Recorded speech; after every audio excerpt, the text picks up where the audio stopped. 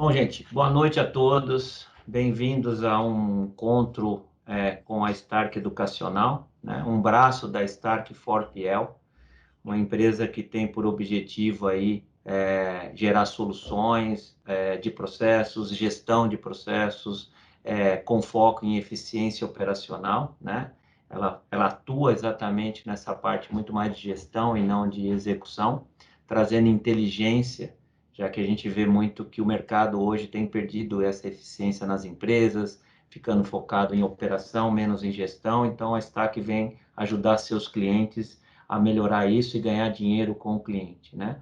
Hoje, a gente vem aqui fazer um debate interessante, porque a Stark ela é focada em metodologia, ela tem isso como mantra, metodologia de trabalho, né? Sem isso, você não perpetua a sua eficiência operacional, você está sempre dependendo de uma pessoa. E hoje a gente vem trazer uma metodologia bastante importante para ser discutido por grandes profissionais do mercado, que é, vamos dizer, a área de procurement e a metodologia que tem que ser adotado nela. Então, hoje é um tema bem legal, né? Nós temos aqui profissionais, o Diógenes, que vai ser o nosso mediador, profissional de vasta experiência, que atuou recentemente na Carestream, né? Temos aí o Ricardo Rampinelli, que vai ser apresentado pelo Diógenes, o Paulo, o Emerson, e agora entrando com a gente a Beatriz, para participar aqui desse debate, né? Então, eu queria dar as boas-vindas a vocês, queria passar a palavra para o Diógenes e a gente ter um debate bastante produtivo aí. Boa noite, Beatriz, bem-vinda também. Bem-vindo a todos. Eu queria iniciar agradecendo aí o convite, né, da Stark, e agradecer também a Bruna, né, pela coordenação. Eu sei que dá bastante trabalho, eu sei que tinha mais gente trabalhando nisso também. E obrigado a todos os participantes aí. Como o João falou, acho que vai ser extremamente interessante. Todos aqui somos profissionais da área, inclusive o João, né? E é uma área que eu tenho bastante experiência, como eu disse, 30 anos, com certeza, acho que eu sou o mais experiente aqui, né, de vida, inclusive, mas vai ser muito interessante saber que vocês pensam, o que vocês estão fazendo. Eu dei uma olhada em todas as empresas participantes, né, e a visão fica clara, assim, que são gigantes, né, da área de saúde no Brasil, e com certeza a gente vai estar falando aqui com profissionais que representam essas empresas no mesmo nível de grandeza, né? Nós aqui, vou apresentar cada um de vocês rapidamente, e aí se tiver alguma incorreção aqui, se vocês quiserem complementar alguma coisa, vocês fiquem à vontade. O Paulo Pedroso está conosco, da ProSaúde. O Paulo é coordenador corporativo de suprimentos. É isso, Paulo? Isso mesmo. Pois a Maria Beatriz Oliveira, é do Grupo Pardini, ela é gerente executiva de Supply Chain. O Emerson Beth, da Abbott Laboratórios, ele é diretor de Supply Chain da Abbott. E Ricardo Spinelli, ele é o Procurement Manager da Latam. Rampinelli. Da Rocha, correto? Rampinelli, Diógenes. Desculpa. Está o nome errado aqui. Desculpa. Bom, eu queria, eu acho que um tema, né, o João comentou bastante aí até a experiência que ele está tendo, né, no transcorrer da pandemia. Aliás, uma das perguntas que a gente vai falar aqui é como vocês estão vendo a atuação da área de procurement frente a essa pandemia, né? Também já foi falado no começo, a Beatriz não estava aqui ainda, mas a gente falou que a área de compras está mais uma vez aí se mostrando como uma área estratégica nas companhias, e eu acho que não só nesse momento aqui que realmente está tudo em falta e a gente está tendo que nos reinventar, né?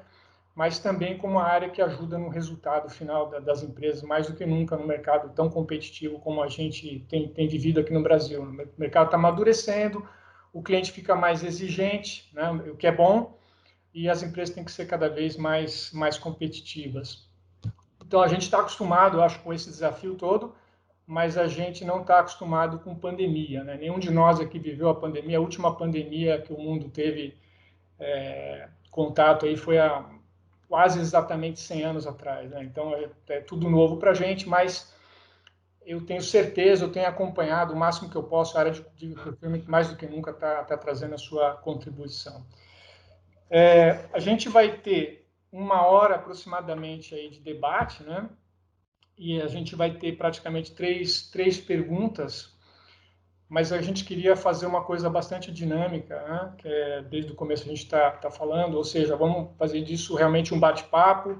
Como o João falou, vamos tentar ser mais, assim, menos politicamente corretos e mais assertivos, né?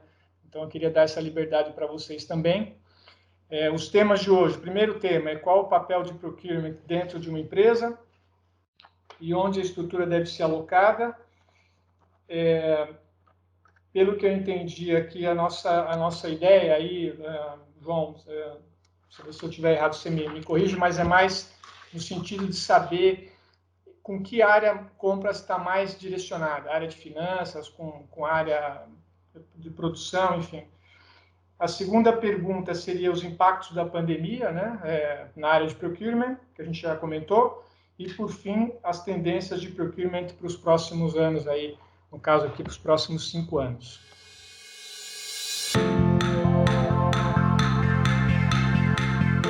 O papel de procurement hoje dentro de uma empresa. Eu estava comentando no começo, eu comecei em procurement há muitos anos atrás, né, 30 anos atrás, que tem gente aqui que não dá nem vivo, né? Mas a gente, compras era aquela coisa das 3 cotações, né? Então, assim, era um departamento relegado a segundo plano, e eu fui, ao longo desses 30 anos, vendo a evolução de compras, procurei, hoje eu gosto mais de chamar de procurement também, que é uma coisa muito mais estratégica. Então, eu vi essa tendência, né? E hoje, mais do que nunca, compras faz o resultado final da empresa, né? Junto com as outras áreas. Então, como que vocês veem na empresa de vocês esse papel de procurement? Você quer começar, Beatriz? Posso começar. Primeiro, boa noite, pessoal. Acho que aqui não vai ser um debate, eu gostaria até de aprender com vocês aí bastante. E entrando aí no tema, né, qual que é o papel do procurement, só para fazer uma evolução do procurement dentro do grupo Pardini, como vocês colocaram, antigamente, né, há muito tempo, a área de compras era mesmo uma área ali menos estratégica, mais para tirar pedido, e as questões mais estratégicas sempre sendo tratadas pelo board da empresa, pelos diretores. Mas há cerca aí, sei lá, de uns 7 anos, 6, 7 anos, a gente vem observando uma evolução da área cada vez mais estratégica, né? Eu, particularmente, há 7 anos estou na área de supply do grupo Pardini. Inicialmente, essa área ela ficava dentro da diretoria financeira, tá, Diógenes, como você comentou aí. Hoje, a área de supply ela está dentro da diretoria de operações, então, ligada à produção ali, bem focada ali no core business da empresa, mas também olhando ali para serviços, enfim, das outras áreas, né? E o que a gente vê é isso, é uma evolução muito grande, uma evidência maior, principalmente agora com a pandemia, a área de compras, que é a área de negociação das empresas, né, ela está sendo muito demandada, está muito em evidência, né? Trazer boas negociações, fazer boas negociações, uma escassez muito grande de produtos, a gente vai falar isso mais à frente aí, naquela questão aí da pandemia. Então, a área de compras, cada vez mais, ela tem um papel de relevância dentro da empresa. Essa questão aí de Pardini, né, um grupo relevante, de grande relevância dentro da área de medicina diagnóstica. Então, a questão aí de nossos produtos são praticamente mais de 90% importados. Então, a gente tem também um trabalho na importação, às vezes, em alguns equipamentos, até com a Abbott mesmo, aproveitando a presença do Emerson aqui, né, Emerson? A gente faz importação direta. Então, assim, é uma área que eu vejo cada vez mais estratégica e de mais relevância dentro das organizações. Perfeito. Emerson, eu queria fazer uma pergunta para vocês em cima desse tema. A gente vê que de uns anos para cá a área de procurement ela tá atuando em todas as áreas da companhia. Por exemplo, quando eu comecei, o diretor de IT ele mesmo comprava softwares, o diretor de logística ele mesmo fazia os bids lá e contratava as transportadoras. Como que é na empresa de vocês? Você quer começar respondendo, Emerson? Quero sim, eu complementando o que a Beatriz falou e também já respondendo a sua pergunta, eu acho que é uma jornada que a gente vê uma evolução, mas está longe do fim, né?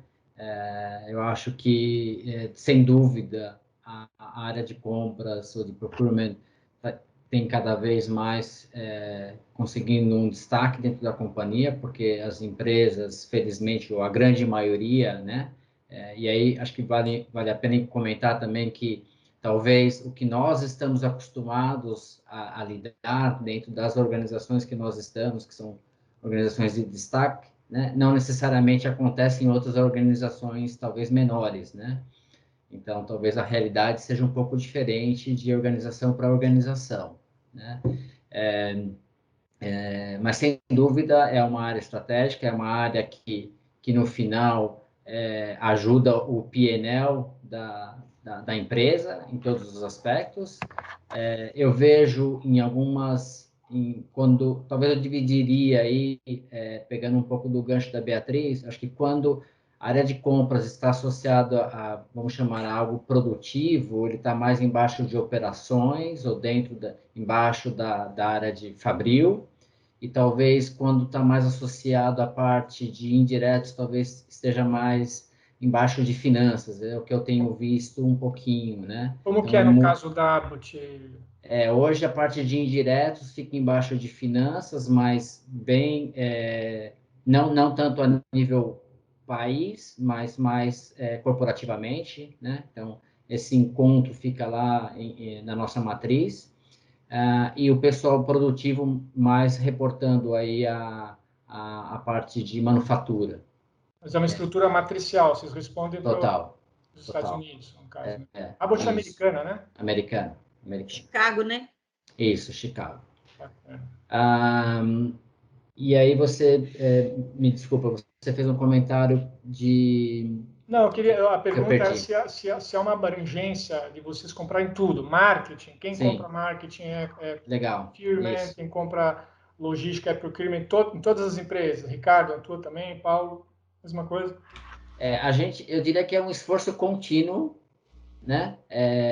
De realmente demonstrar para o nosso cliente interno que a gente pode agregar valor, né?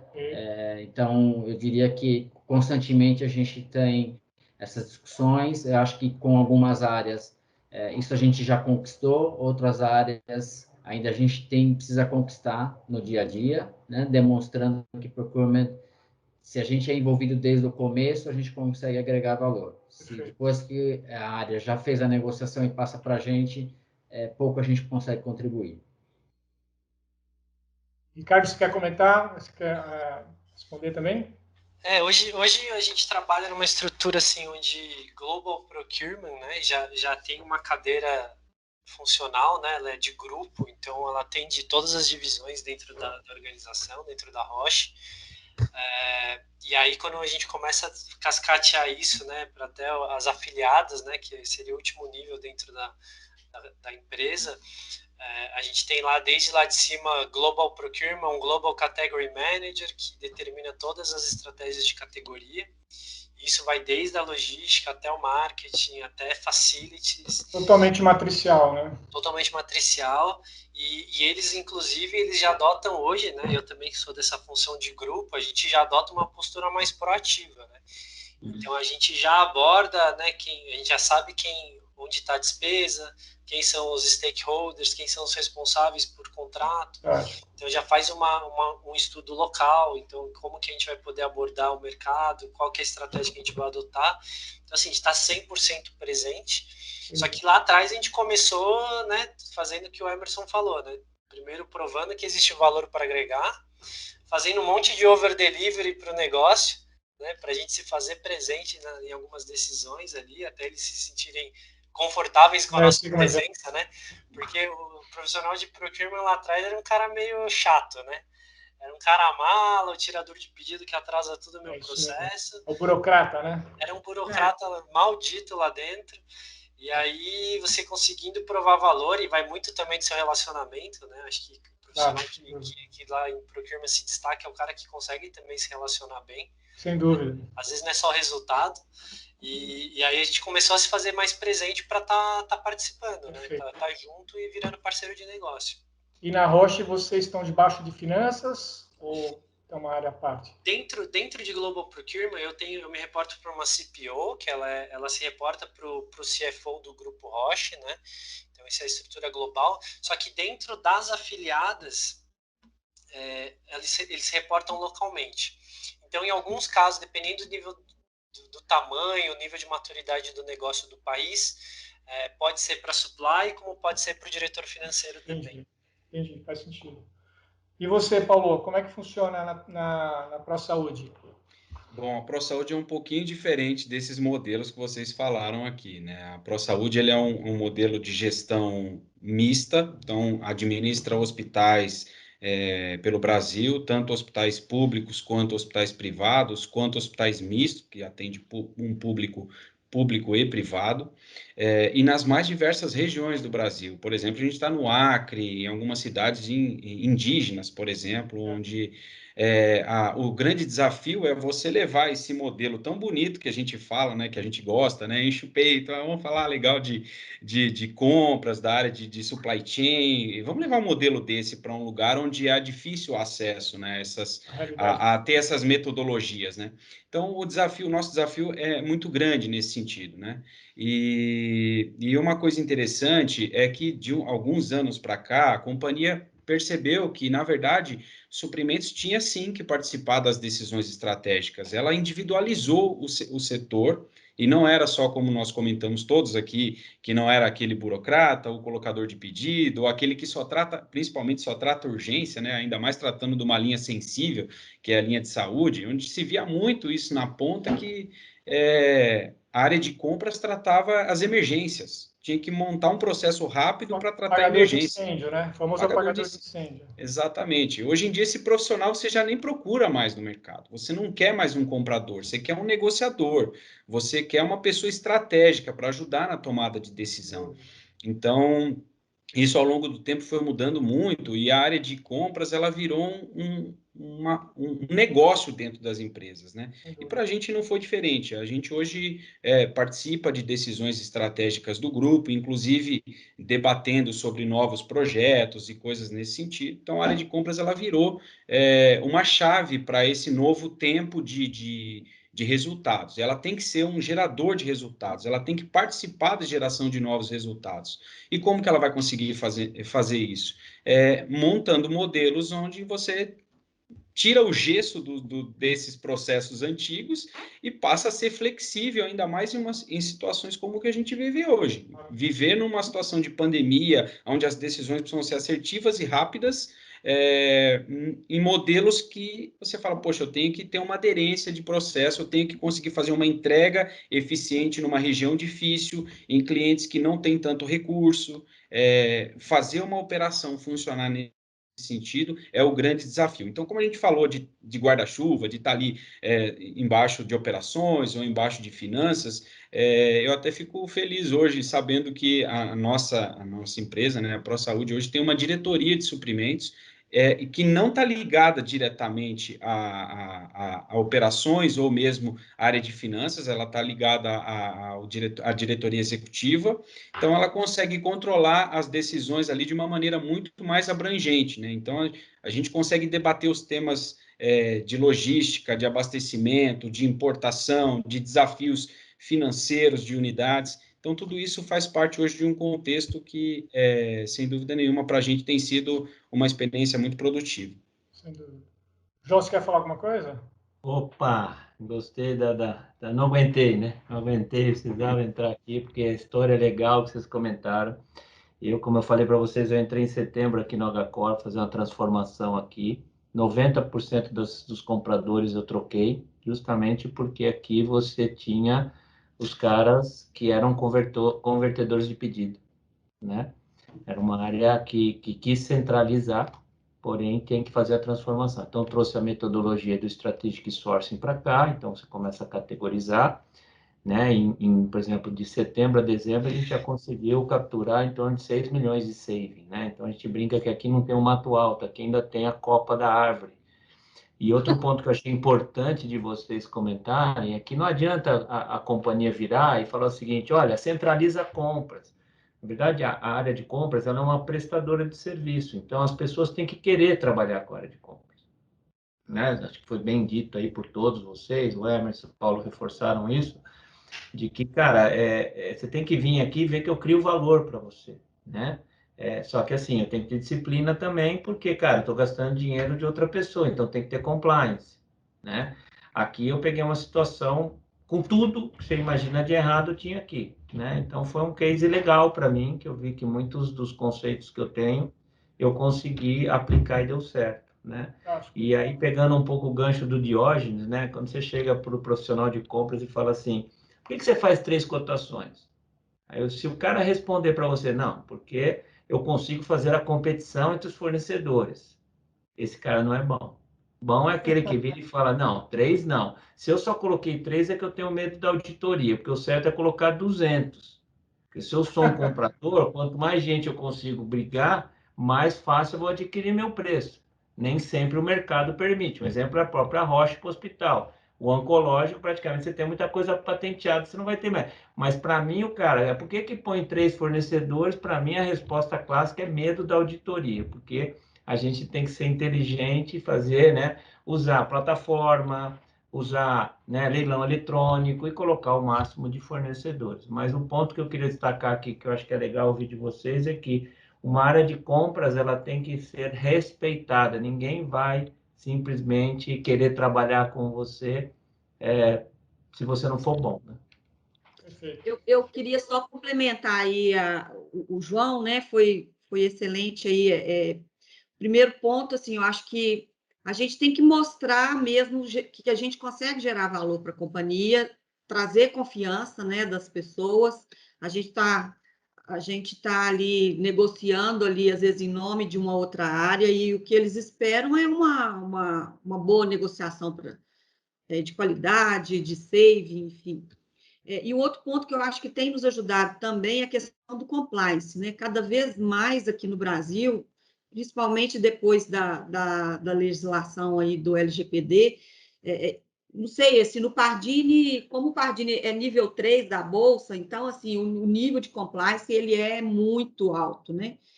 Então, acabou mesmo essa questão da área negociar, o marketing negociar,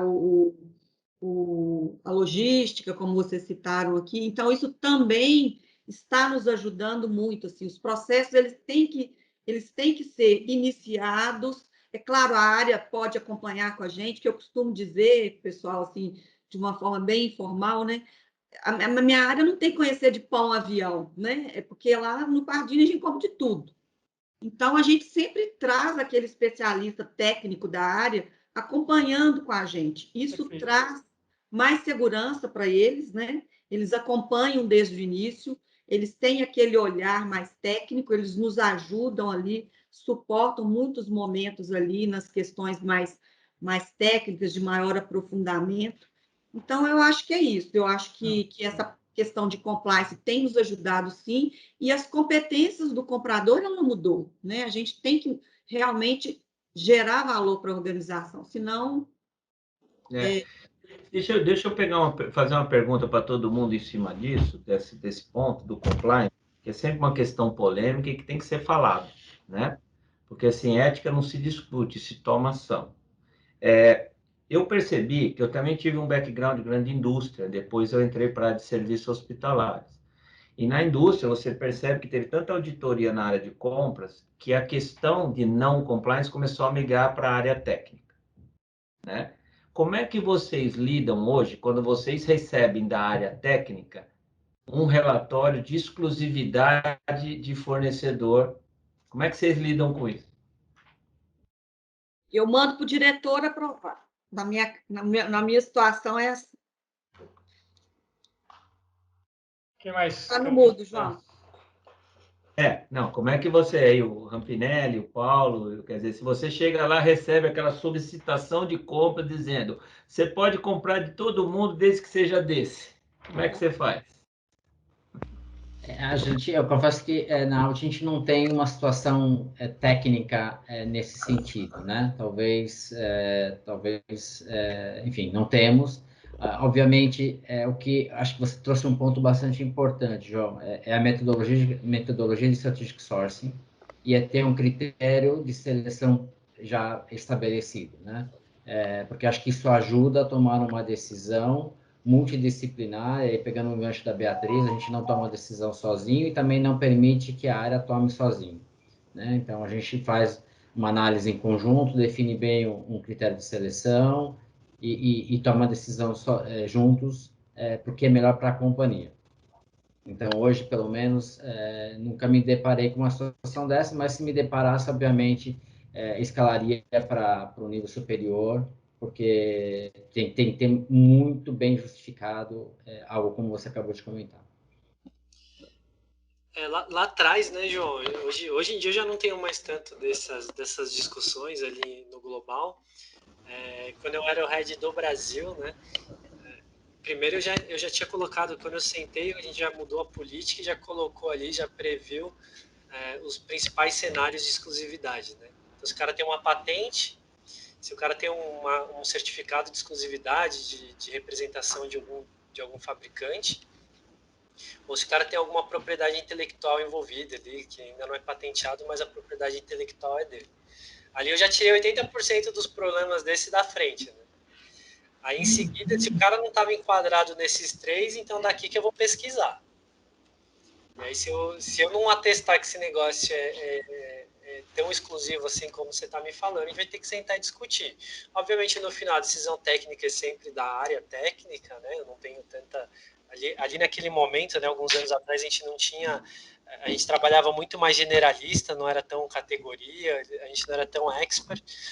E aí você não tinha tanto argumento para discutir com uma área técnica, né? Então a gente acabava cedendo em muitos casos, né? E sempre que cedia, quem fazia a aprovação final era o diretor financeiro e o diretor da área, né? E aí na hora da auditoria tinha um documento bonitão lá de quem assinou e o que eles tinham que fazer, né? E só pegando um gancho que você falou, né? Quanto mais fornecedor, melhor, né? O que a gente quer ver mesmo é pegar fogo no parquinho, né? Isso que eu sempre falo pro pessoal, né? Eu quero ver os caras disputando com sangue, né? Com vontade. Bom, não sei se alguém quer comentar mais alguma coisa, senão a gente pode passar para a segunda. Não, eu quero comentar, eu queria comentar. Pois não, Paulo. Desculpa que a minha conexão caiu rapidamente aqui, eu perdi um pouco do comentário de vocês, mas eu acho que esse ponto é muito importante das decisões técnicas. A gente hoje vive nesse ambiente de compliance, eu acho que já não é nem novidade mais, né? As grandes empresas trabalham com isso há algum tempo, alguns anos, e esse método de ter segurança e governança, né, nas operações, elas são hoje o padrão do mercado. Não tem nenhum modelo que seja inferiorizado, não dá para fazer jeitinho com compliance, né? Você tem que ter ali um modelo que consiga garantir a sustentabilidade da própria operação de procurement, né? Você não pode pensar que um departamento inteiro, uma estrutura inteira de compras não tem que sobreviver a partir de um modelo de governança que a instituição define. Então, isso é muito importante. A gente hoje, por exemplo, trabalha dentro da área de procurement, nós temos ali toda uma estrutura montada para serviços, equipamentos, compras de insumos regulares, e hoje nós temos aí 28 filiais espalhadas pelo Brasil. Então, para você abastecer todas essas filiais com o mesmo modelo, como eu falei no início, esse é um grande desafio. Como é que eu vou levar para uma aldeia, um hospital que fica numa aldeia indígena, um modelo de compliance que é fora do hábito deles, né? Então, isso é algo que a gente realmente precisa trabalhar, mas ao longo do tempo acabou conseguindo. E o que é interessante nisso é que você trazendo as decisões centralizadas para um modelo que você consegue ter o controle, e foi até debatido sobre isso, né? Sobre ganhar o respeito da área de compras e da área de procurement, realmente isso vem naturalmente quando você estabelece modelos de segurança da operação. Então, hoje, por exemplo, a gente se alegra muito porque hospitais de grande porte, eles não tomam decisões sem que nos procurem, né? Então, assim, olha, eu posso fazer isso. Claro que decisões muito pequenas, a gente estabeleceu ali alçadas onde o hospital pode conduzir da maneira que acha mais viável.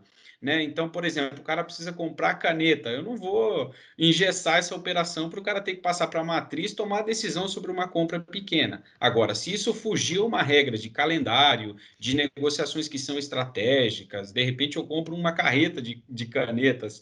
Aí, assim, por que eu estou comprando uma caixa de caneta fora daquele modelo que eu estabeleci? Então, isso pode afetar uma negociação, sem dúvida nenhuma. Então, hoje, no nosso modelo, a gente permite que o hospital faça esse tipo de operação, mas ele tem que registrar. Olha, para você comprar, paguei tanto, comprei de tal pessoa. Então, aquilo ali estabelece justamente esse modelo que dá essa autonomia para a área de compras e que consiga ganhar esse respeito que a gente está falando aqui. Esse respeito é o quê? Olha, eu não vou tomar uma decisão porque isso vai afetar o resultado dessa filial aqui em algum momento.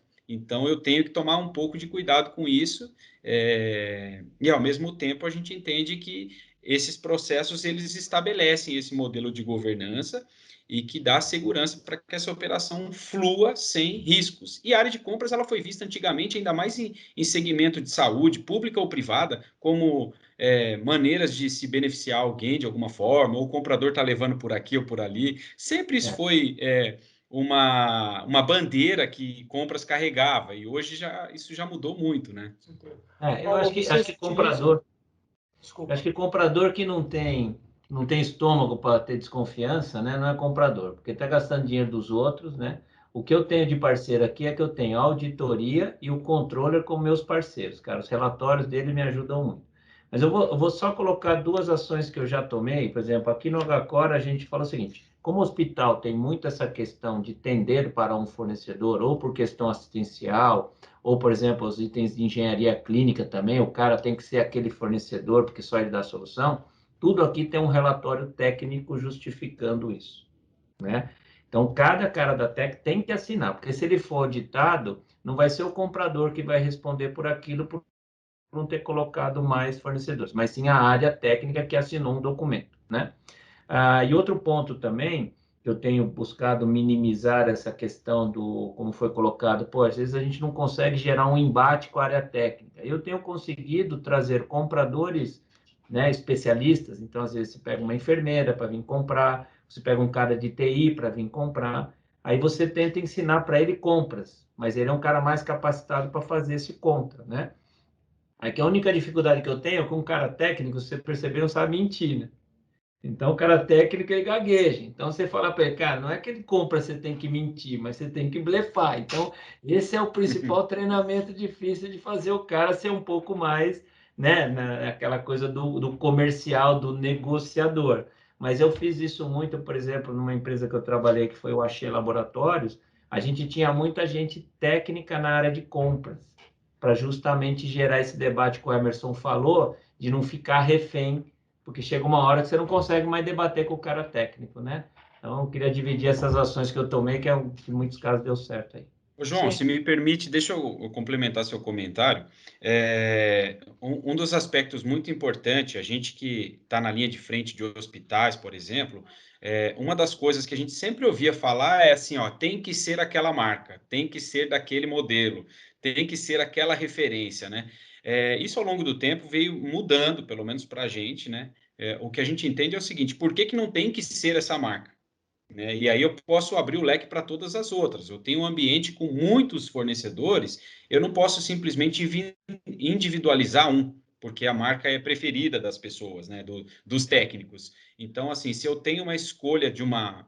Aliás, eu não tenho escolha de uma marca, eu tenho a desclassificação de uma marca, desculpa, porque ela não me atende a algum requisito específico da minha área técnica. Esse é um ponto muito importante também.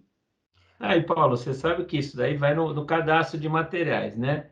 O cadastro de materiais, ao invés de ter só o nome do produto, comprar lixa, ele já vai, lixa técnica do fornecedor tal. Então, não tem como você nem fazer um leilão eletrônico. Você vê que tem muito cadastro hoje que a descrição do produto é o nome do fornecedor. E aí isso tudo prejudica a nossa eficiência, né? Bem lembrado. E você trouxe um ponto bacana aí, Fábio, João, dessas parcerias, né? O que a gente tem visto muitas vezes, e como na Roche tem várias divisões, cada divisão tem um controller financeiro, né?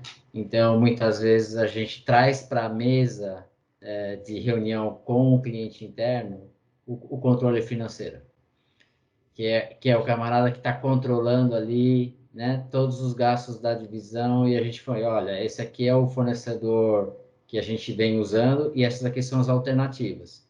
Então, ele ajuda a gente a desafiar muitas vezes o nosso cliente interno, fala, meu, como assim, né? 20% na mesa de redução, como que a gente não vai avaliar isso, né? Mas se Então, você... Desculpa. imagina, vai lá, Diego. Eu queria só comentar, né, só complementando o que vocês falaram, que eu acho que o caminho é esse mesmo, que você pode também fazer um relatório. Olha, tem a preferência pelo cliente X ou pelo produto Y. Se for vencido, começa a colocar isso num relatório. Depois, quando for revisar com o dono do centro de custo, fala assim, nós deixamos aqui R$1 milhão, R$1 milhão na mesa por causa dessas preferências. Eu te garanto que no ano seguinte a coisa vai mudar totalmente. E quando você fala de uma compra ou duas, pode ser que o valor seja pequeno ou até insignificativo. Mas quando essa batalha é constante, você não consegue vencer, com certeza, talvez no final de um período de um ano, você consiga mostrar para quem é o dono do centro de custo o quanto que foi deixado na mesa, né? E uma coisa que eu queria perguntar, Paulo, quando você falou como funciona o ProSaúde, talvez seja uma pergunta para todos. Vocês usam cartões de compras para compras pequenas? Não. Na verdade, não usa. Assim, na verdade, a única coisa que tem definido é que a diretoria dessas filiais, sim, elas têm, mas elas não podem utilizar para o fundamento compra de insumo, por exemplo, tá? Não pode Insumo ser geralmente não utilizado para pode isso. mesmo, não pode. Não pode. Esse tipo de operação é para situações, outro tipo de situações em que eles têm alçada para isso e há uma classificação. Não há o limite mínimo para compra, assim que ele possa, por exemplo, o comprador tenha uma alçada. Isso já foi, há muito tempo atrás, isso já foi eliminado da operação. O que ele precisa fazer é passar por toda a rotina, até porque nós trabalhamos, a grande parte, 70% dos negócios da ProSaúde são órgãos públicos, e eu tenho que fazer uma prestação de contas com toda a transparência que o Ministério Público exige. Então, independentemente do valor da compra, o processo é o mesmo, a papelada vai ser a mesma, e tem muitos processos que são mais caros fisicamente na prestação de contas do que necessariamente a aquisição em si, né? Então tem que ser feito e assim tem que doer fazer um processo desse, mas infelizmente é um requisito. O caso é diferente. Contribuir aí um pouco, pessoal, lá no Pardini é diferente. A gente tem um processo chamado de compra de pequeno valor. Essa compra de pequeno valor, que é até R$250, num limite acumulado no mês, não pode ultrapassar de 5 mil, a própria área ela pode, até para dar mais flexibilidade, a gente tem muito pedido de valor mínimo, de valor pequeno, né? Entendi. E às vezes o compra fica ali focado numa compra ali de R$300 e uma de 3 milhões fica ali aguardando, né?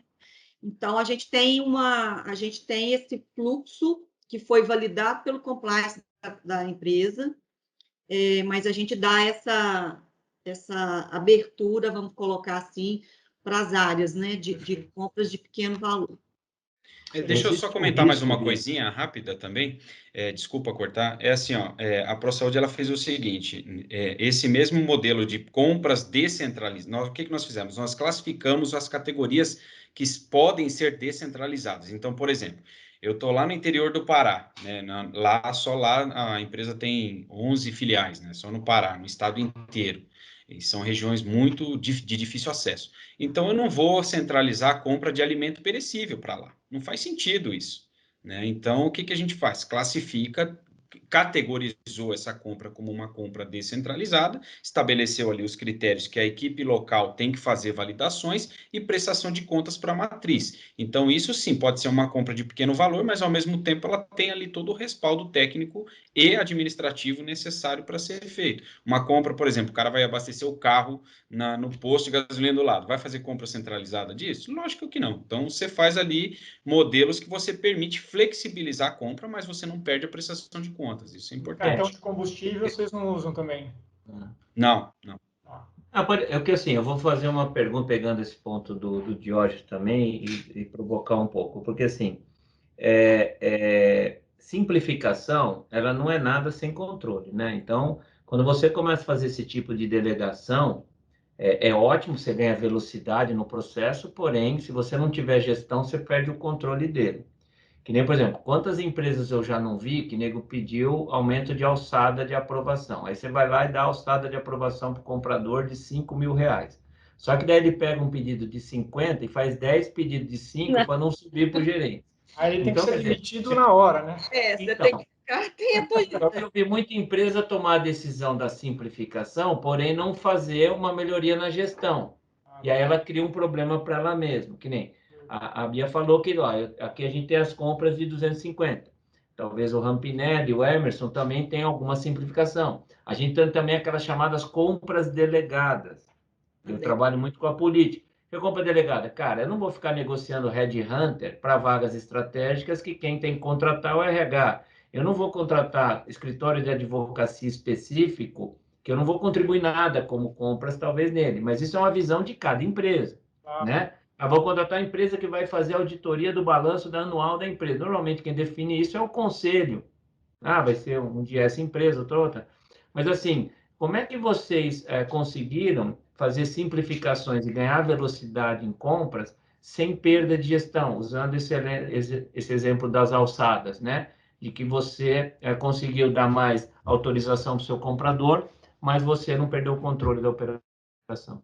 No Pardini, nesse caso que eu falei de compra de pequeno valor, a gente tem as alçadas de aprovação. E acontecia muito essa questão. Você tem fazer compra de 5.000, né? Que juntando tudo dá os 50.000, né? O sistema ele não aceita uma compra recorrente. Então, a gente colocou a trava no sistema, no RP, ele não aceita, e você tem a délega até aquele limite ali que a pessoa pode ir. Então, a gente trava mesmo, não tem como. Perfeito. Tem um ponto importante aqui, é o seguinte, o primeiro passo disso é do que pode ser descentralizado, no nosso caso, né, no caso da ProSaúde, o que pode ser descentralizado, que a unidade consiga conduzir, ele tem alguns critérios que são obrigatórios. A aprovação dos pedidos pela alçada superior, sem sombra de dúvida, independentemente do valor da compra. Segundo lugar, os fornecedores têm que ser devidamente homologados. Todos eles passam pelo mesmo processo. Então, terceiro lugar, é o custo dessa compra. Então, se eu tenho um sistema que bloqueie eu fazer qualquer movimento acima de um percentual acima da média, né, 20%, 30%, eu estabeleço ali critérios para cada categoria, eu consigo restringir que esse movimento, como o João comentou, do cara dar o jeitinho, né, colocar lá 5, 6 pedidos e conduzir a compra durante o mês. Então, ali é um modelo para você restringir esse tipo de operação de fraude, porque isso é uma fraude. Claro. Então, se você consegue ter uma base de fornecedores que passam por um critério de avaliação, ou seja, não é escolha do comprador, mas é um critério aberto de cotação dentro dos parâmetros das negociações, sem sombra de dúvida. Eu tenho ali uma concorrência aberta para todos que podem participar, que se habilitaram para aquilo. Eu não abro exceções Então, um fornecedor que tem uma documentação ilegal não participa do processo, um fornecedor que não está de acordo com a parte, não está pagando os impostos em dia, porque isso é uma própria cobrança dos estados, ele não participa do processo, ele não leva, ele não ganha, ele não tem esse benefício, né? E muitos fornecedores que não pagam os impostos em dia, eles são mais atrativos por uma compra local de pequeno valor. Né, eles não pagam imposto, eles vamos dizer assim, eles têm uma vantagem competitiva. Então, a gente tira essa vantagem competitiva para que a gente compare banana com banana, né? Literalmente é assim. Todo mundo no mesmo padrão.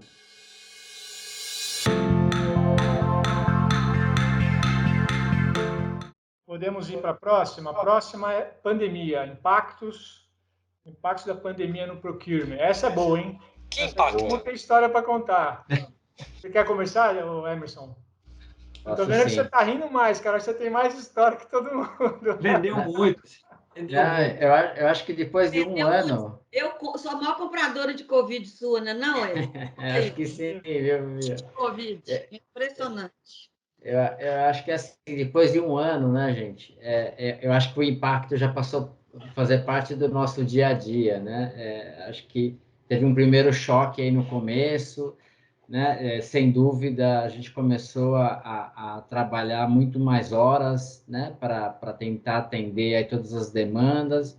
Depois a gente talvez tenha entrado numa parte talvez de equilíbrio da operação, já tem conseguindo gerenciar melhor, mas o cenário muda constantemente e a falta de insumos, hora é uma coisa, hora é outra, né? Então, a gente está sempre tentando aí gerenciar da melhor forma para não deixar faltar, né?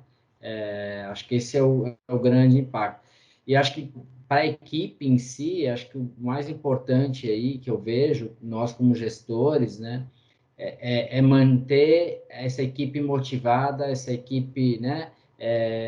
Bem física e mentalmente, para a gente conseguir manter as operações e não impactar o negócio, né? Acho que esse tem sido o grande desafio aí, né? Porque se a gente sozinho a gente não consegue atender tudo. Então é importante a gente estar cuidando da equipe, a gente começa a perceber, opa, esse cara aqui não está legal, vamos dar uma baixada na pressão, vamos tentar ajudá-lo de alguma forma, porque a gente está nessa toada há mais de um ano e hora é falta de caixa de papelão, hora é falta de algum insumo, hora é um produto que está atrelado ao dólar, que o preço foi lá para cima, e assim, a gente está vivendo isso mais de um ano, né? Não está fácil para os nossos colegas aí de procurement, essa é um pouco a visão que eu tenho com relação à pandemia. Sem dúvida. Ricardo, você quer comentar? Claro, foi assim, foi uma avalanche de coisas que impactaram, né? Assim, claro que dos suprimentos a gente sempre fala da crise de abastecimento, né? Por tudo estar parado, o fornecedor fechando. Eu estava quieto na minha, né? Quando começou a pandemia, eu já estava há muitos anos fora do dia a dia ali da rotina de compras, né? Numa cadeira bem menos apagador de incêndio, vamos chamar assim. E aí me lembraram de mim para fazer o BCM, né, do Business Continuity Management da Rocha. Né? E aí eu tive que começar a entrar em contato com todos os países, entender, né, se eles estavam atualizando. A gente lembrou que a gente tinha uma lista de fornecedores críticos e como cada um estava atualizando. E aí, com base nisso, obviamente, a atualização não tinha sido tão recente. Então, corre todo mundo, América Latina inteira, no meu caso, atualizando e entendendo ali, né? A gente montou um questionário bem profundo com eles ali para entender quais são os planos de contingência desses fornecedores críticos, né? Qual que era a estrutura de IT que eles tinham para o pessoal trabalhar remoto. Então, a gente foi entendendo lá na ponta da cadeia do fornecedor para entender qual seria o impacto, né? E aí, no meio do caminho, eu como estou mais envolvido na parte logística, né, com os contratos globais e tudo, o Global disparou, né, fez um call e falou assim, a gente precisa fazer um plano de contingência especial, né, específico, para a gente fazer o transporte dos refrigerados, né? Porque lá em cima eles já estavam mapeando a temperatura de distribuição das vacinas e falaram, quando chegar a vacina, toda a cadeia, todo o transporte, eles vão direcionar para distribuir vacina. Só que a gente não pode ficar sem para distribuir os oncológicos. Então monta a contingência e armazena gelo seco para cima e para baixo, embalagem e tudo mais. Não faltou nada, graças a Deus. Também a vacina não saiu, a gente estava discutindo isso em março do ano passado, né? Então a gente já estava muito prevenido aí em relação a tudo que podia impactar a gente, né? E no final a gente acabou trazendo, né? A Roche desenvolveu o teste, né, de Covid, SARS-CoV-2, e a gente precisou montar planos, e aí o outro impacto que foi assim, sensacional, foi um desafio legal, que era, que nem o Paulo falou, a gente precisa distribuir teste para o Brasil inteiro, um teste que chega no Brasil com 20, 25 dias de prazo de validade. E aí você está sem malha aérea para distribuir, você não tem voo. Como é que você manda lá para o Acre? A gente fala muito da Ilha da Canoa, né? Que a gente tinha que passar os equipamentos da Roche assim, de $1 milhão. Dentro de uma canoa lá, o cara empurrando lá com o pau a pique. Então era muito complicado, assim. O plano teve que funcionar e funcionou bem. Até que hoje você vê que bastante gente, né? No passado o nosso desafio era os testes, né? Era testar a população, e hoje agora é vacinar, né? Excelente. Você quer comentar alguma coisa, Beatriz? Como é que está aí no Pardini? Bom, enfim, fazendo um retrocesso lá do início do ano, né, de 2020, primeiro a gente teve uma dificuldade inicial de colocar a turma em home office. A área de compras do Pardini ela é centralizada, né? Então, aí colocar todo mundo, os compradores, enfim, no home, já nós tivemos que uma logística mais... E num cenário de escassez de produto, né? Escassez de álcool em gel, máscara, os médicos, tá, João? Se não tiver máscara, não trabalha. Putz. Médicos na ponta e eu correndo atrás de máscara e tudo muito caro. E escassez de muita coisa, e os kits e reagentes, né, colegas aí, Roche e Abbott, correndo atrás de vocês aí, né, que deu os kits, né, todo mundo correndo atrás de todo mundo. Demanda alta e escassez de tudo, né, caixa de papelão, enfim, tudo. E aí nós passamos o primeiro semestre aí nesse perrengue, nessa peleja, né, e vem o segundo semestre, começa a crescer a demanda, assim, de uma forma inesperada, e eu lá de novo com a Roche, com a Abbott, né? Que é de produto. Parece que orquestraram menos, assim, não acreditaram que ia ter um reaquecimento rápido, né? E aí eu correndo atrás também, que deu os produtos, gente. E aí o segundo semestre a gente começou uma demanda forte de Covid, né? Praticamente Pardini produzindo só os testes de Covid, né, para PCR e a parte de sorologia, teste rápido, enfim, uma demanda muito alta.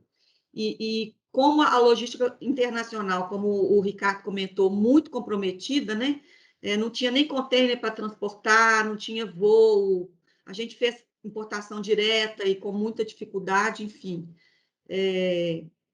Nesse ano as coisas estão mais organizadas, apesar de, às vezes, alguns problemas, né? Aí agora o que a gente tem muita dificuldade nesse momento dentro do Pardini são o material para ser usado, que a gente chama os reagentes para fazer o kit COVID, tá? O João deve saber disso aí, gasometria para o hospital, os testes mais focados nos pacientes internados, né? Que a gente está com muita dificuldade de encontrar esses produtos aqui dentro.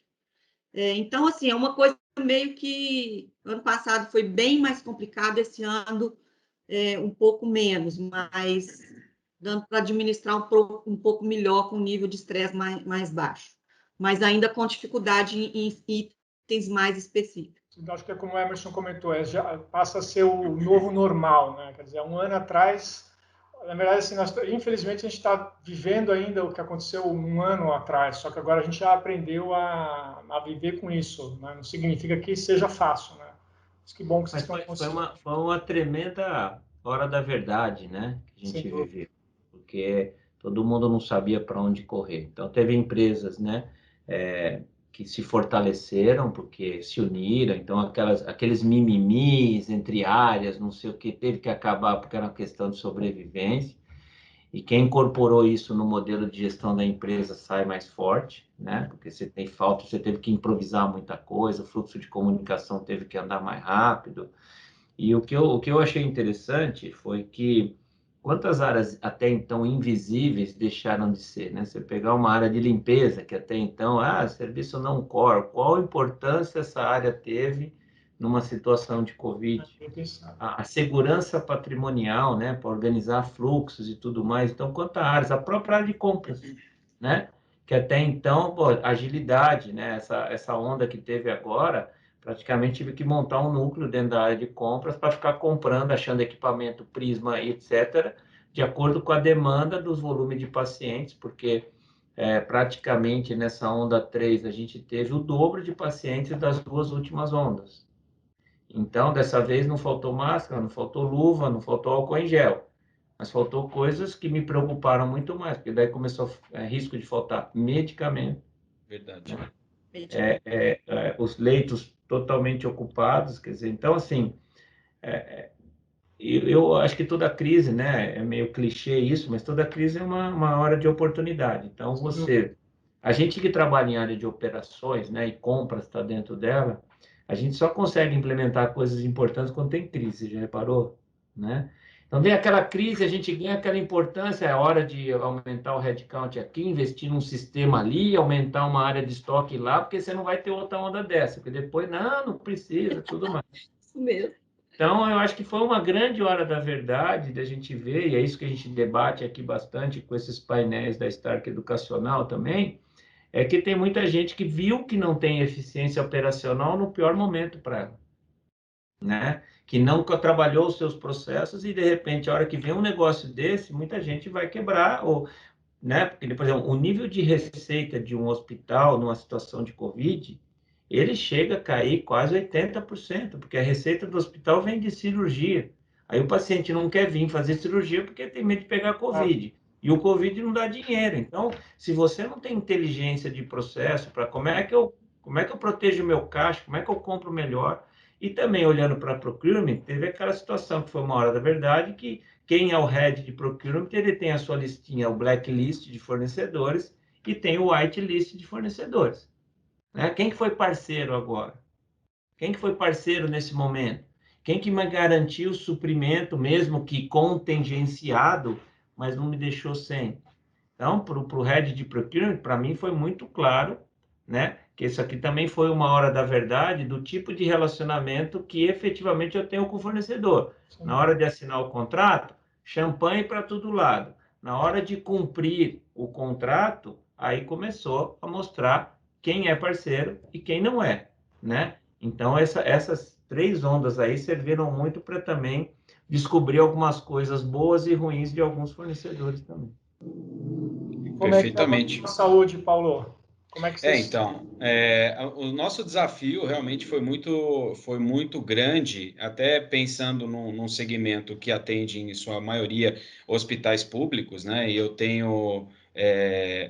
a concorrência, vamos dizer, é desleal com quem tem recurso para poder comprar no começo de uma pandemia um volume maior, né? Eu tenho todo um processo de prestação de contas, onde não é simplesmente eu chego lá e falo, tá bom, vou capitalizar aqui, vou tirar o recurso de uma área e vou investir em compra de insumo. Não tenho condições de fazer isso. Então, a gente realmente sobrevive com um nível de cobertura de estoque mais baixo. Né, esse é o nosso desafio, tentar sobreviver ali. Mas a pandemia, além do mais, a pandemia, ela traz essa questão de ser desconhecida, né? O que fazer no meio de uma pandemia? O que vai faltar primeiro? A gente simplesmente esperou onde é que a bomba ia estourar.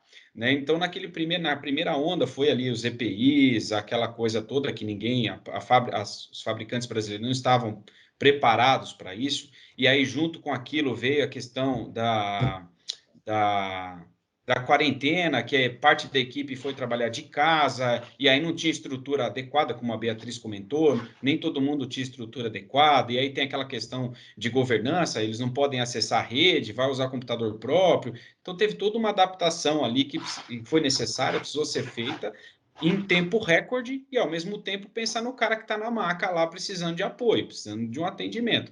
Então, esse foi o nosso primeiro desafio. E aí, como o João bem comentou, os desafios agora dessa segunda onda mudaram bastante. A gente, vamos pensar o seguinte, a gente entrou num jogo contra um time muito forte, né, que é essa pandemia, e nós estamos com 2, 3 jogadores a menos, né? Então, a gente precisa ser muito habilidoso e forte e resistente para conseguir manter operações tendo ainda resultado, sendo estratégica, né, sendo conquistadora de resultados para o grupo e tendo aí a possibilidade de sobreviver a esse tempo. Né? Não é fácil, muitas empresas quebraram, muitas empresas passaram por grandes dificuldades, e o João comentou bem essa questão de fornecedores. Na verdade, a gente, como uma área de suprimentos e tem que estar antenado em toda a cadeia logística da operação, ela não pode se desconectar em tempo algum daquilo que gera valor ao processo de compras, mesmo sendo num futuro. Né? Então, por exemplo, eu tenho um distribuidor que, de repente, ele está ofertando um produto que ele sabe que o mercado está escasso,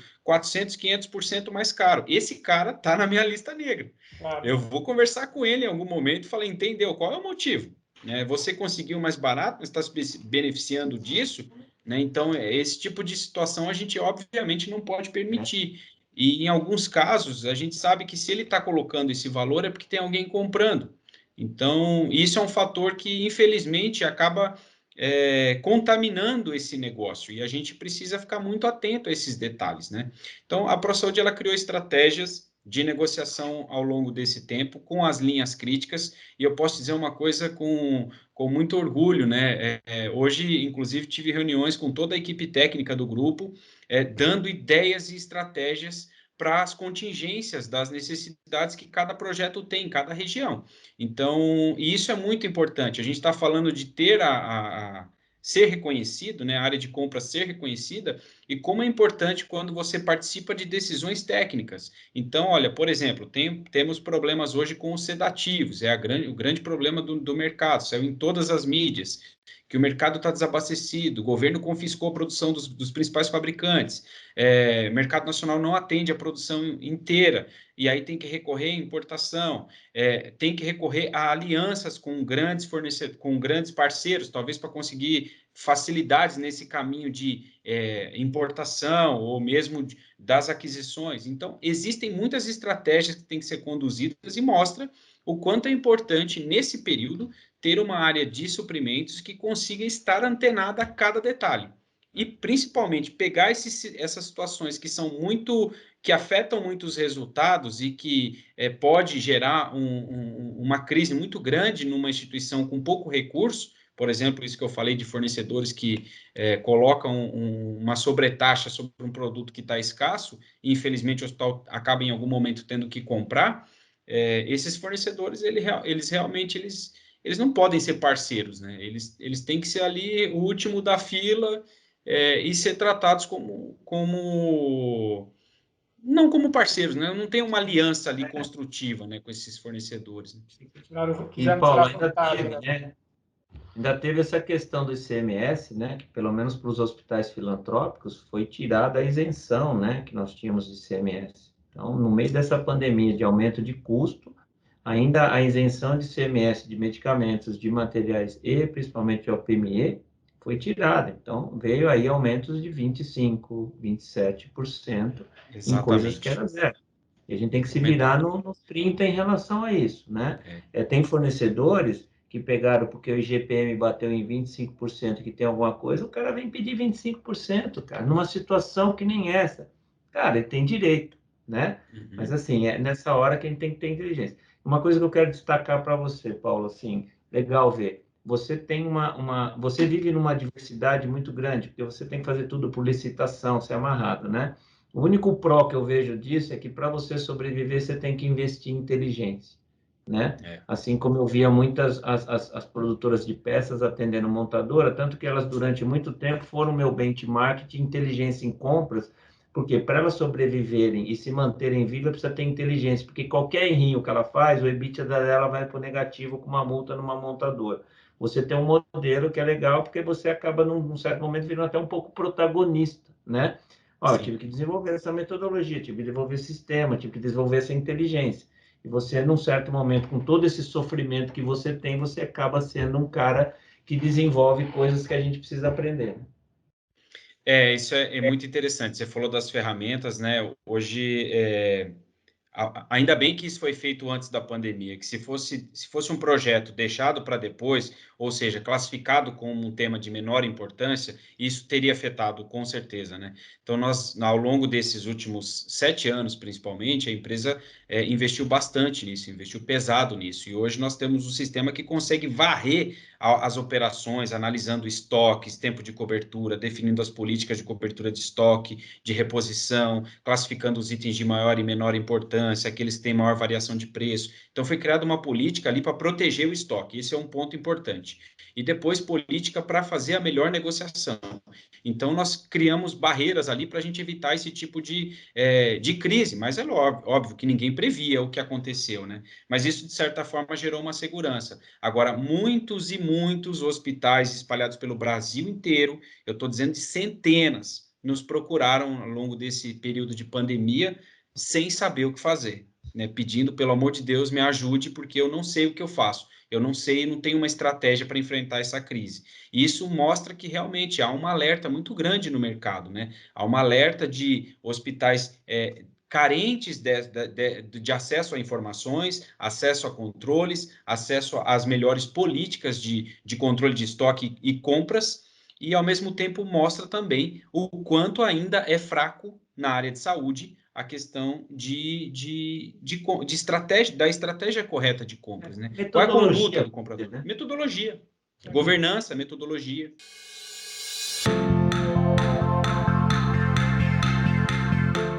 Eu acho que dá para encaixar bem com a próxima pergunta, que é a última pergunta. Como que vocês veem compras daqui 5 anos? E assim, antes de vocês responderem, eu acho que essa pandemia, ela meio que causou um salto, né? Não só para a área de procurement, mas para todas as áreas do país. Eu acho que, no fim, o país vai sair fortalecido disso, de alguma forma. O mundo, né? Eu quero acreditar, pelo menos isso, que eu sou otimista, né? Como que vocês veem a área de procurement daqui 5 anos? Você quer já começar, Fábio, complementando a sua resposta, que eu acho que tem a ver com a tua resposta? Eu vejo, por exemplo, a área de procurement daqui 5 anos continuando investindo muito em automação, né? A gente precisa continuar tirando da atividade de compras aquela atividade braçal. Eu tive a oportunidade de uma viagem lá atrás, visitar o Vale do Silício com um grupo de executivos do instituto que eu faço parte, e a gente teve num grande fornecedor de sistemas, né, de ERPs, e lá, cara, o comprador já mostrando que o comprador conversa com o computador, então o computador já vira e fala, olha, você tem tanto, sua demanda foi de tanto, então, basicamente, eu acho que eu recomendo para você comprar 200, mas como é que foi, sabe, não é mais aquele transacional. Então, o analista de compra, essas coisas tende a assumir, né, para que a gente tende a usar mais isso que a gente falou, nós temos que ter inteligência, né? Então, eu vejo vindo uma automação, eu vejo a área de compras ocupando cada vez mais seu espaço estratégico na empresa, né? Isso depende muito do comportamento nosso. Então, se você olhar um hospital, você está um pouco mais próximo do business, porque a negociação com uma operadora depende muito do custo, então você participa mais lá. Mas numa indústria, às vezes a área de compras, ela é aquele, está lá na jaula, né? E aí reclama que está na jaula, mas assim, também não faz nada para ocupar um espaço na agenda estratégica. Exatamente. Compras tem que participar do processo orçamentário, mas tem que levar inteligência para isso. Então, acho que daqui 5 anos nós vamos ter uma área de compras que tem processos bastante robustos, centralizados, mas cada vez mais a área em si descentralizada, né? Eu acredito muito que a área de compras que é efetiva é aquela que vive o ambiente da onde ela compra coisas. Hoje a gente não consegue colocar lá porque essa pessoa acaba ficando subordinada àquela área, mas eu vejo no futuro que você vai ter processo de inteligência, onde você vai ter um comprador de engenharia que pode ficar lá dentro da área de projetos, um comprador de estoque de laboratórios que fica dentro da área de laboratórios, porém você consegue pilotar todo mundo dentro de uma central sua porque está robusto no processo, né? O processo, como o Paulo colocou, eu descentralizo compras, mas eu não descentralizo o processo.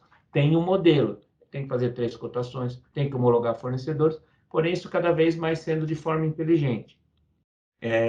Então, eu acho que assim, a automação e o uso provavelmente de inteligência artificial, porque assim, essas análises que a gente fica fazendo, que a gente tem uma área de inteligência que faz um BI, que não sei o que, isso deve ser mais automatizado para fazer mais parte do dia a dia do comprador. Quer dizer, não adianta, né? Porque tem aquela discussão que a gente fala, o que é saving, né? Tem muita gente que não sabe explicar saving. O meu conceito de saving é tudo, eu só tenho saving quando eu conseguir comprar mais barato do que eu comprava. Não é mais barato do que o orçamento, porque o orçamento pode estar errado, não é mais barato. Então, para compras recorrentes, é abaixo do que eu comprava. Para eu saber, né? Porque às vezes eu tenho que justificar lá meu preço. Se o meu preço está abaixo do orçado, eu estou feliz, mas eu não posso provar só que está abaixo do orçado, tem que mostrar que está dentro do mercado ou abaixo dele. Como é que eu crio essa inteligência, né? Então, eu acho que a área de compra daqui a 5 anos vai se desenvolver muito mais em automatizar isso, e o comprador vai ser um especialista mesmo da categoria dele, o cara que domina todo aquele mercado, sabe onde está se posicionando e vai ter conversas com o fornecedor. E eu acredito muito que daqui a 5 anos essas parcerias com os fornecedores vão ser melhores. Eu acredito muito no modelo de supply chain, que seria o 4º estágio de integração de um supply chain, que é quando você consegue colocar o fornecedor junto com a empresa. Hoje a gente tem processos de VMI para estoque, mas talvez aquela coisa, você é meu parceiro mesmo? Então, me ajuda a garantir que eu estou comprando um preço bom de mercado, né? E não simplesmente eu só converso com você na renovação desse contrato. Me ensina, fornecedor, a um uso adequado do seu produto aqui dentro. Porque você fica feliz quando a minha enfermeira usa demais sem necessidade, porque você vende demais para mim. Esse tipo de coisa, para mim, em 5 anos tem que acabar. Tem que acabar. O fornecedor tem que ganhar comigo, não ganhar sozinho, né? Ele não tem que pegar o meu dinheiro, ele tem que fazer dinheiro comigo. Eu acho que essa relação é o que vai gerar um ecossistema mais equilibrado, porque senão vão ter hospitais, no meu caso, que estou morrendo, e quando morre um hospital é menos receita para todo mundo. Então, nós não podemos deixar isso acontecer. Então, essa é a minha galinha dos ovos de ouro. É. Paulo, você quer comentar também? Sim, esse ponto é muito importante que o Fábio falou da questão de investimentos na infraestrutura, sistemas, e obviamente que isso tem que ser tem que ter um canal de direção, né? Assim, tem que ter um canal onde vai levar a algum lugar, né? Eu não consigo pensar em sistema que me dá muitas informações, mas eu não faço nada com elas. Então, obviamente que eu tenho ali, se eu vou tratar, por exemplo, compras estratégicas, né? Eu tenho que ter as informações para eu poder processar isso e gerar informações de valor ali, né? Eu não vou gastar energia com o processo de compras que não agregam valor à corporação. Eu tenho que realmente fazer um esforço coletivo, com análise técnica, definições técnicas, prazo correto, os parceiros, os players todos envolvidos, e ali chegar num consenso onde é o melhor negócio para o grupo. Né? E isso é muito interessante. A gente tá com muito esse conceito. Nós temos uma divisão voltada exclusivamente para a negociação de contratos, que foi realmente bastante afetada nesse período de pandemia. Muitos contratos, infelizmente caíram por fornecedores que não conseguiram garantir isso, e a gente precisou voltar nesse mesmo período, entendendo, olha, tomamos uma pancada aqui, precisamos voltar a gerar resultado em cima desse contexto. E isso é uma coisa que, pensando no futuro, é algo que a gente, sem dúvida nenhuma, precisa estar focado.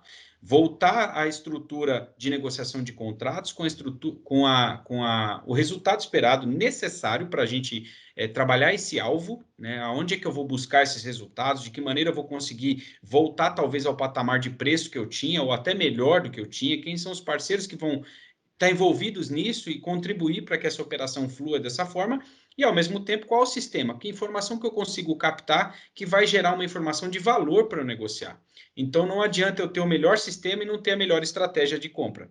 Não adianta eu ter a melhor estratégia de compra e não ter sistema. Eu tenho que consolidar essas informações, criando um modelo robusto, com segurança e que tenha um alvo. Eu creio que esse seja realmente um futuro próximo da nossa área. Sem dúvida. Ricardo, como é que é lá na Rocha? Bom, lá, empresa grande é engraçado, né? Tipo, eles têm umas ideias muito loucas. A gente fala assim que às vezes fica muita gente no PPT e pouca gente no Excel, né? Mas tem rolado uns movimentos muito bacanas, né?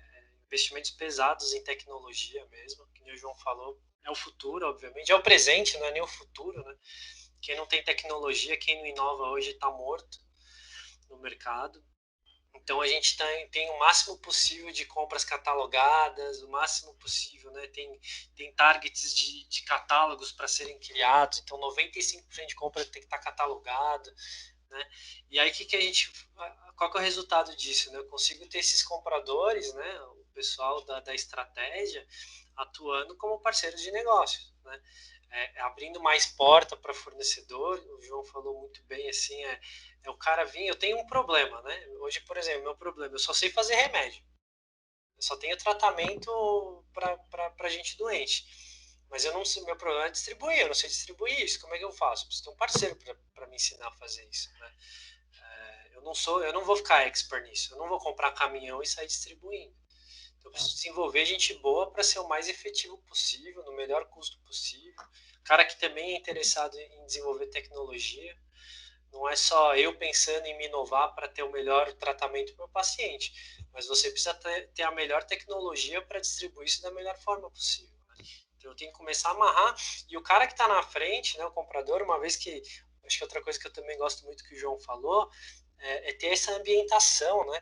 Eu só posso estar muito mais focado, aprofundado em logística, sentando lado a lado com os caras de logística, participando de fóruns de logística.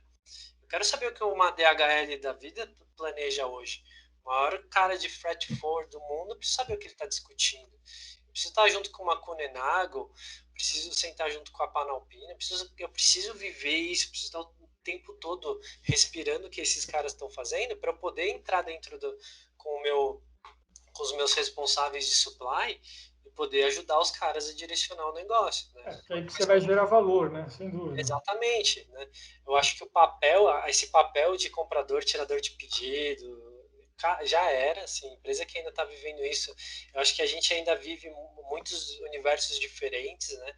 Eu sinto, quando eu converso com outros, né, faço muito benchmark, muito profissional surfando a onda do procurement, querendo falar de procurement, mas na prática o cara você abre a mesa dele assim, o cara tem uma pilha de papel lá. Peraí, tem algum conceito aí que foi perdido no caminho, né? Até porque um processo desse custa para a empresa, né? Eu vi uma vez um estudo que um processo desse, uma multinacional, pode custar $30, um processo de compras. Então, se você for perder tempo com um processo, que nem a gente estava falando aqui agora, por R$250, né? Se você tiver que processar isso em compras, vai ter um custo de $30, porque é o tempo do comprador, é o sistema, é o contas a pagar, a cobrança, o banco, não sei o que, tudo isso tem um custo, né? Pegando o que a Maria falou, a Beatriz falou lá atrás, R$250, há 5 anos atrás, tudo bem que a gente fez uma análise bem profunda e vai muito do tamanho da empresa, mas a gente mudou para R$5.000 o valor mínimo para você começar a envolver compras. Porque assim, cara, assim, eu não consigo. É o que a gente conseguiu do compliance, viu, Ricardo? Porque eu sei, é uma discussão infinita, né? Mas o compliance deu 250. Eu falo pro cara assim, eu falei, me prova que eu quebro essa empresa com R$250. Né? É que ele não leva em conta esses $30 que eu falei, né? Que se não é $30, é 20, é 10, mas o 250 vai sempre custar mais caro. Eu crio um processo que eu tenho que ficar financiando o processo, não é o processo que trabalha para a empresa, né? Eu que trabalho para o processo, está invertido, né? Mas como a gente falou, cada empresa tem a sua realidade, tem empresas que têm um controle muito maior e tal. Sim, claro que isso define um range ali, né? Tipo, se você põe lá, pode ser que o determinado valor que você assume, ele tem uma representatividade, né? Tem que entender todo o contexto, né? Eu tô só usando como exemplo, assim, porque naquele momento eu não queria, né? Ninguém precisava se preocupar com aquilo, né? É o risco que eu ofereço para a empresa abrindo mão daquilo é mínimo, né? E se eu tenho funcionários que eu não consigo confiar determinados valores, eu já estou contratando errado. uma questão de cultura, de recrutamento e seleção de pessoas. Né? People culture hoje. Né? São visões diferentes, né? Então, ali já mostra, né? Eu trouxe esse exemplo para mostrar como a cabeça de quem seleciona quem está contratando, né? A pessoa que você está trazendo para dentro de casa, o que ela busca de melhorias dentro do processo dela, se é para trabalhar para o negócio fluir melhor e você agregar valor, e se você quer embarcar ou não tecnologia nisso. Porque se você não embarca tecnologia, quando você começa a escalar, você vai ter que subir a mesma quantidade de headcount para você crescer a empresa. Isso é inviável, você não fecha a conta. Né? Então aí você amarra um ciclo, você libera seu comprador para ele ser estratégico, BP, Business Partner, esse cara senta junto com o seu negócio e traz coisa Commodity Manager, né? Chamado também de Commodity Manager. Duro vai ser qualificar a mão de obra para isso, né, Ricardo? A mão de obra está cada vez mais escassa para isso, né? Dificílimo. E outra, ela fica escassa, fica cara pra caramba também, né? Porque esses caras não querem ganhar pouco, né? Exatamente. E Beatriz, aí, você quer comentar um pouco lá da tua realidade? Como que você vê compras daqui 5 anos? A gente tem feito muitos investimentos em tecnologia, como o pessoal todos comentaram, né? A gente acredita muito que investimento em tecnologia é o que vai cada vez mais, é o que está demandando aí para a área, né?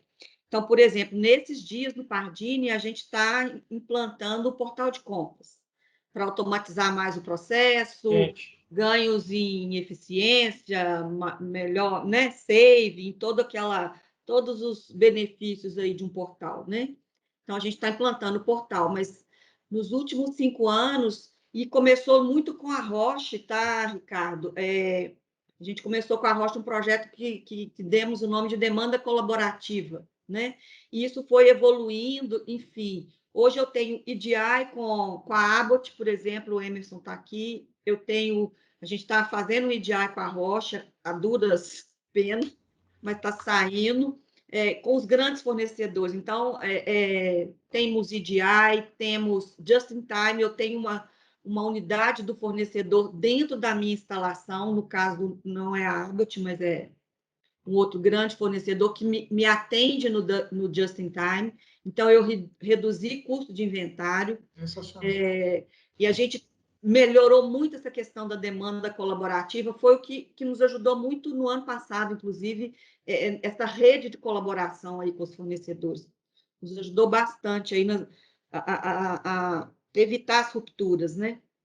A gente tem feito aí aplicação de machine learning para o abastecimento, para você reduzir custo de estoque, para você não ter o overstock, ou então, enfim, a gente tem aplicado também, e o SNOP que a gente está começando agora, né? Eu falo que o nosso SNOP está meio de lado, porque o S está difícil, o OP está mais atuante. Trazer a área de venda para esse projeto é complicadíssimo, mas, enfim, trazendo mais tecnologia, como o João colocou, inteligência artificial, para a gente ter mais acurácia aí nas previsões. Eu acho que esse é o futuro mesmo, é investir alto em tecnologia, em inteligência artificial e procurar automação dos processos. Eu só vou contextualizar para quem ouviu o termo SNOP, para saber o que é, né? Sales and Operations Planning é uma metodologia que você faz todo o planejamento, né, do que você vai vender e amarra com toda a produção, e que se esse processo funciona bem, né, a demanda para compras ela vem mais redonda, né, porque foi planejado. Então, para quem não conhece muito bem esse termo, é um termo que faz. Eu trabalhei numa empresa que o presidente falava que a segunda reunião mais importante da empresa era essa. A primeira do conselho, a segunda era o SNOP, porque justamente é uma metodologia de eficiência operacional pura que linka todo o conceito de vender com planejar a produção, executar, comprar insumos e botar em estoque. Então, realmente algo muito importante aí para quem vai nos ouvir saber o que são essas letrinhas, né? Sim, o EDI também. Desculpa, eu achei que tem o EDI que eu citei, tem o Just in Time, enfim. Isso. Futuro. Emerson, você quer colocar? a sua visão? Coloco sim. Eu compartilho aí com os colegas. Eu acho que tecnologia é algo que é fundamental e algo que acho que já está no caminho de muitas empresas, na área não é muito diferente. Eu entendo também que, assim, né, a gente tem que pensar, assim, na verdade, eu vou repetir o que você já falaram, né? Acho que agilidade e facilidade, né? Então, e sem perder o controle, como o Fábio bem colocou. Então, acho que isso você consegue com uma boa tecnologia implementada. Sem dúvida, o perfil, né, ou o requerimento do profissional que vai atuar, né? Tem que ser um especialista, tem que ter a proatividade, tem que ter resiliência, tem que ter um bom contato, um bom relacionamento, né? Acho que um bom comprador é um bom vendedor, né? Um bom relações públicas, um bom, né? Aquela pessoa que tem que ter uma boa relação com o pessoal interno e com o fornecedor. E também, algo que também já foi dito aqui, vai ser repetitivo, mas eu acredito também, a gente sabe que chega dependendo da categoria que você está gerenciando, chega um momento que não adianta você fazer bid, porque não é dali que vai sair o resultado. O resultado vai sair de um programa de SRM, que é o que a gente vem constantemente aí trabalhando, de trazer o fornecedor próximo, né? E começar a conversar de que forma a gente consegue trabalhar, porque às vezes o processo nosso acaba prejudicando o fornecedor, né? Então, se a gente consegue, de alguma forma, melhorar o nosso processo, dar mais visibilidade, dar um planejamento para ele, um S&OP bem estruturado, isso faz com que ele também consiga se planejar melhor e não passe para nós o custo dessa ineficiência, né? Então, acho que basicamente é o que todos falaram aqui, só queria... Não, sem dúvida. Né? Eu acho que a área de compras ela acaba fazendo esse papel do intermediador, né? É o mercado, o cliente interno e todo mundo trabalhando junto. Eu não vejo como funcionar melhor se não for dessa forma, né? Então, como o João comentou, não adianta o fornecedor se aproveitar de uma situação como essa e daqui a pouco o hospital está fechado. Uhum. Quer dizer, se ele tiver uma visão de longo prazo, que é o mínimo que se espera, né, de qualquer empresa, ele vai levar isso em consideração e vai trabalhar integrado. É a mesma coisa o cliente interno, né? Convencer o cliente interno que ele tem que seguir o mesmo caminho que a gente. Afinal, a gente trabalha com a mesma empresa, né? É isso aí. Perfeito, é isso mesmo. Bom, pessoal, esses aí foram os 3 temas. Muita coisa em comum, que é bom, né? Eu, particularmente, fiquei assim... muito satisfeito, né, de ver que as empresas estão caminhando, vamos dizer assim, para um futuro melhor, que a pandemia, embora está sendo extremamente dolorosa para todos nós, ela tem esse lado bom, que é realmente colocar em xeque, né, todo esse processo, toda essa relação que tem no mercado, e aquilo que o João também comentou no começo, os fortes, a gente vê que quem estava bem preparado, né, no caso de procurement, quem tinha um plano estratégico, quem tinha um plano de contingência, né, um disaster recovery, quem estava bem preparado tende a passar pela crise melhor do que aquele que estava mal preparado, que muitas vezes acaba até naufragando, né? Mas queria agradecer vocês aí, não sei se vocês têm mais algum comentário. João? Só queria agradecer a participação de todos, algumas pessoas aqui eu não conhecia, é um prazer. Eu acho que aqui a gente tem que, né? Eu confesso que eu resolvi ficar no setor da saúde, porque acho que é um setor que eu sinto que eu contribuo. Então, se a gente puder estar junto, né, criando soluções não só para a empresa que nós fazemos parte, mas para o setor de saúde, afinal de contas, todos nós somos clientes desse setor, né? Então, o que a gente contribui, a gente está contribuindo para a gente e para a nossa família, por isso eu me encantei muito em ficar no setor da saúde obviamente, desejar aí cuidado a todos, né? Pelo menos até o começo do segundo semestre, onde a gente espera que pelo menos todos estejamos vacinados. Eu acho que eu vou ser primeiro que vocês, hein? Eu mesmo sendo profissional da saúde não fui ainda e não tenho previsão, meu amigo, mas cuidem-se. É isso aí, pessoal. Obrigado aí. Obrigada. Não, eu agradeço aí a oportunidade, acho que foi bastante interessante aí, né? Ver perspectivas e pontos de vista diferentes, né? Acho que espero ter contribuído aí com o programa, mas tenho certeza de que peguei vários insights aí dos colegas aí, e fica o contato aí para futuros, né? Futuras necessidades ou ideias, estou à disposição. Ótimo. Agradeço também, foi muito interessante, né? Repetindo aí as palavras do Emerson, foi uma satisfação muito grande ter esse bate-papo, né? Uma área que a gente gosta muito, né? Então a gente fala com prazer dos desafios, né?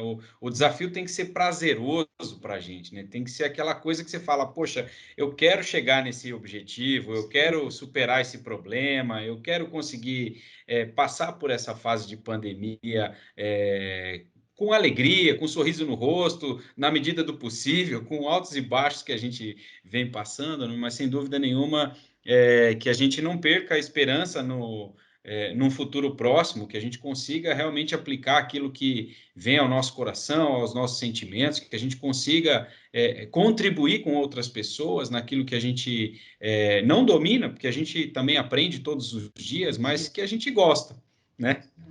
Isso aí foi um prazer conversar com vocês. Excelente. Muito obrigada, viu, pessoal? Gostei muito aí do bate-papo. 2 fornecedores, parceiros do Pardini aí na mesa, aí, muito bom. 2 colegas de hospital, assim, estão aí na linha de frente, né? Muito obrigada aí pela contribuição aí. Nós que Os agradecemos. contatos aí também. Ô, Bia, achei que você ia pedir redução de preço durante a sessão. Não, mas a gente já está nesse... Esse embate. Ô, Bia, vou confessar que, vou só contar um testemunho aqui, né? Teve uma época que eu era bem curioso, eu tava na diagnóstica ainda, não era do grupo ainda, e eu tomava, na época eu bebia cerveja, hoje em dia eu não bebo mais, me transformei. E eu tava com um amigo de vendas que atendia o Pardini, Silvério. Nós estamos ao vivo, hein? Marco Silvério. Marco Silvério. Aí eu curioso, perguntei para ele assim, o Silvério, né? Ele tava contando da RFP do Pardini e tal. Eu falei, amigão, você tá ferrado. Você caiu numa estratégia de procurement aí pesada.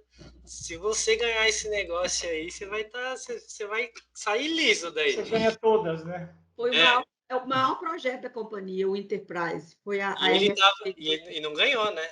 E não ganhou. A Abbott ganhou.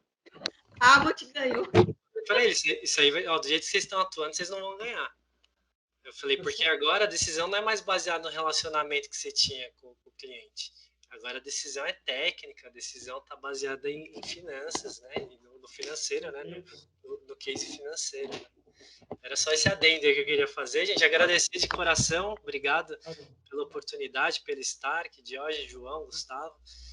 Foi maravilhoso aí, que Deus abençoe muito aí o projeto de vocês, que todo esse conteúdo aí ajude muitas pessoas também, né, que elas possam ver esses grandes exemplos aí, poder se espelhar, poder chamar a gente para conversar também, para esquentar mais o discurso, né, João? E a gente fazer a nossa área crescer, né? Que acho que esse é o objetivo. É isso aí, vamos contribuir, vamos continuar contribuindo. Obrigado mais uma vez, pessoal. Prazer estar com vocês.